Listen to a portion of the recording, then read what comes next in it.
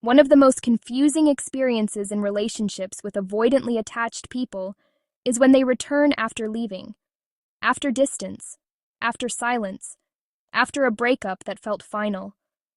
Suddenly they reach out again, sometimes weeks later, sometimes months later, sometimes even years later. And when that message arrives, it can reopen emotions that you thought you had already started healing from. The first reaction many people have is hope. Hope that maybe something has changed. Hope that maybe the distance helped them realize what they lost. Hope that maybe the relationship can finally work. But to understand why avoidant individuals sometimes return, it is important to understand how the avoidant nervous system operates. Avoidant attachment is not the absence of attachment. Avoidant individuals still form emotional bonds. They still experience attraction, care, and connection. But closeness activates a conflict inside them. One part of them wants connection. Another part fears emotional exposure. So their attachment system often operates in cycles of approach and withdrawal. At the beginning of a relationship, connection may feel exciting and manageable. There is curiosity, attraction, and emotional novelty. But as intimacy deepens, the nervous system may begin to interpret closeness as pressure. Expectations increase. This is when distancing behaviors often appear. Communication becomes inconsistent.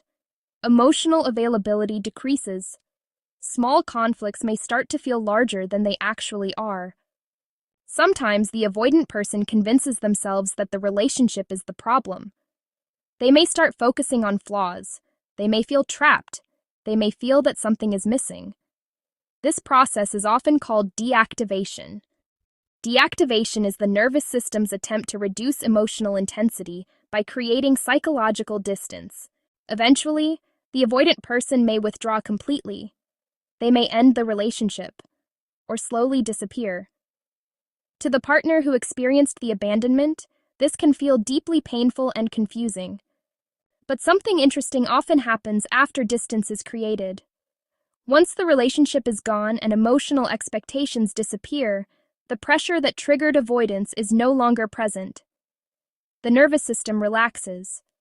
Without the intensity of daily closeness, the avoidant individual may begin to remember the relationship differently. The positive memories return. The connection may begin to feel safe again from a distance. This is why avoidant individuals sometimes reach out after separation. Distance regulates their nervous system. Closeness activates it. From far away, connection feels manageable. From close proximity, it may feel overwhelming. This creates a confusing pattern where the avoidant person may leave when intimacy becomes too real, but return once the emotional pressure has faded. However, a return does not necessarily mean that the internal pattern has changed. This is one of the most important things to understand. A person can miss you without having done the internal work necessary to sustain a relationship. Missing someone and changing one's patterns are two very different things. Loneliness can motivate someone to reach out again. Nostalgia can motivate someone to reconnect. Curiosity can motivate someone to reopen contact. But sustainable relationships require more than feelings. They require self-awareness, accountability, emotional growth. Without those elements, the same cycle often repeats. Connection grows, intimacy deepens, fear activates, distance returns. The relationship becomes a loop.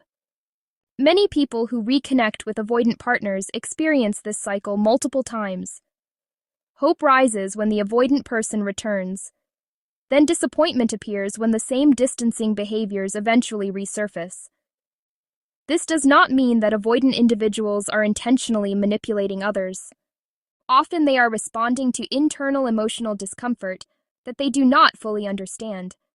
But understanding the pattern does not mean tolerating repeated emotional instability.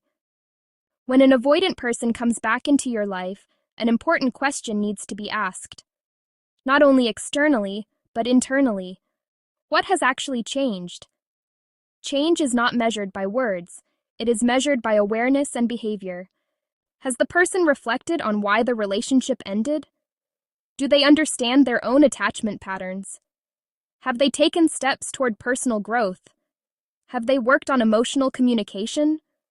Have they explored therapy or other forms of self-reflection? Without these elements, the nervous system patterns that led to the original breakup are likely still active. And if the same pattern remains unchanged, the same outcome often follows. Sometimes people believe that love alone can solve relational patterns. But attachment dynamics are shaped by nervous system conditioning developed over many years. Real change requires conscious effort.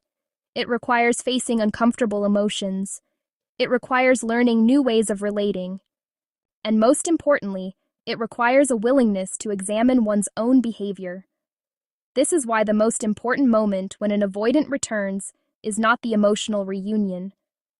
It is the conversation about growth, not as an accusation, but as clarity.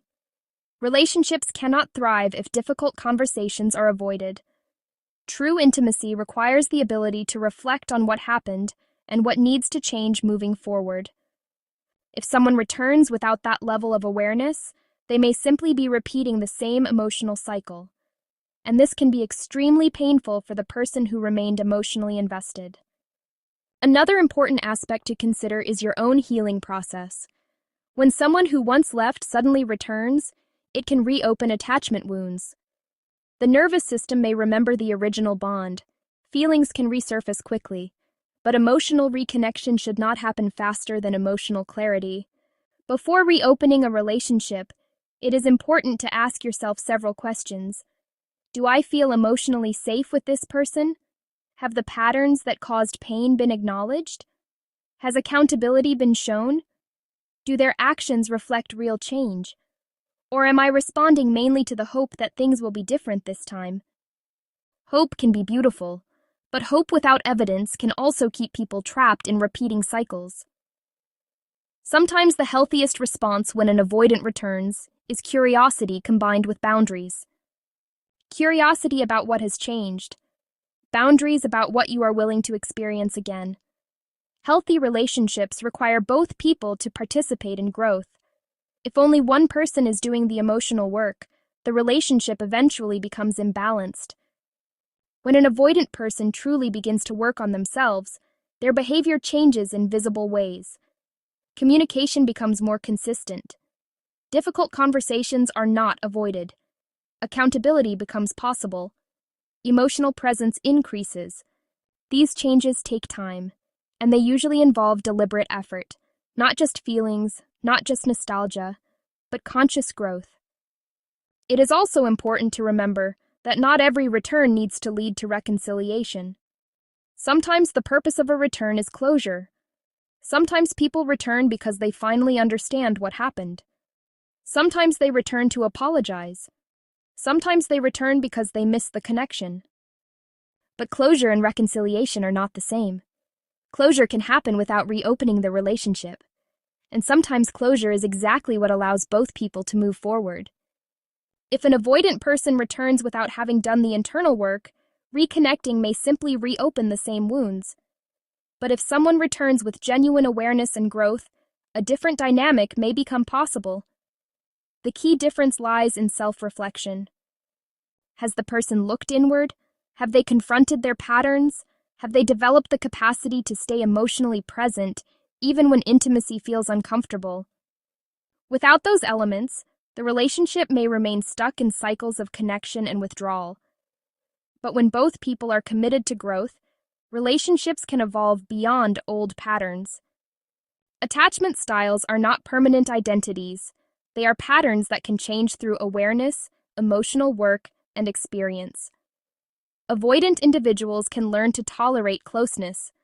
They can develop emotional regulation. They can build deeper relational capacity. But this transformation only happens when someone is willing to face their own internal world. And that willingness cannot be forced by love alone. When an avoidant comes back, the moment can feel emotionally significant. But the most important question is not simply why they returned. The most important question is whether the conditions necessary for a different relationship now exist. Because without change, history often repeats itself. But with awareness and growth, new possibilities can emerge. And the healthiest relationships are not built on hope alone. They are built on two people who are both willing to face themselves and grow.